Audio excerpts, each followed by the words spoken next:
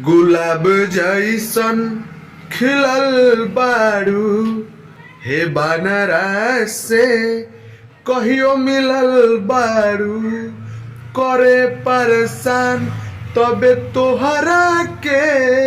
रखो भरोसा हमारा पे हटाव के मारा गुस्सा आव हमारा तू पंजरा में सटया के कोरवा में खत्म कर बनरा के लफड़ा के ई हमारा जिला के हमें संतोष चाचा हीरो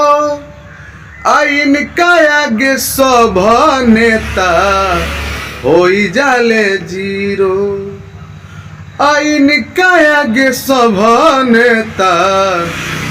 होई जाला जीरो।